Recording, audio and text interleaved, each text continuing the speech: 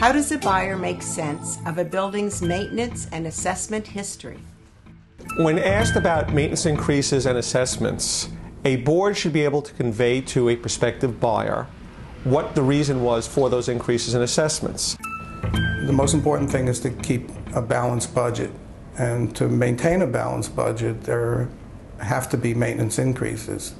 There are fixed costs in an operating budget, primarily real estate taxes, mortgage debt, insurance, other repairs and maintenance that are just going to keep going up year in and year out. It's normal for buildings to have, a 3 to 7% maintenance increase on a yearly basis. What we typically do is have our prospective purchasers or their representatives come in and they review the financial records and board minutes.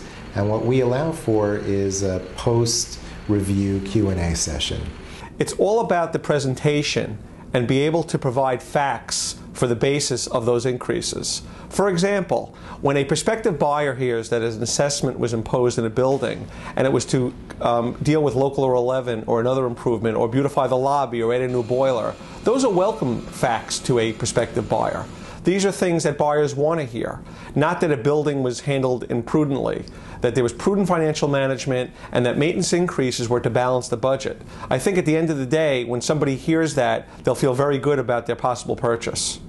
Typically, it's less about uninformed buyers than it is about explaining the financial planning involved to address current issues. And usually the current issues are increased real estate taxes and heating oil, and those are the two main culprits. But our job is to explain the financial plan that we use to address the demands of the budget.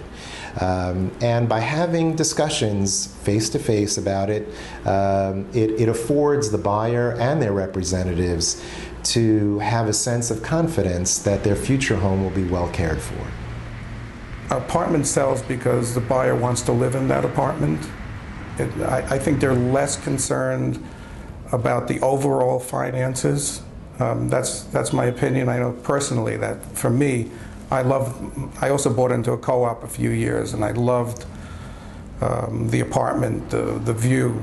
I happened to buy into a building that had a high maintenance, and I looked into the finances and I was able to handle it.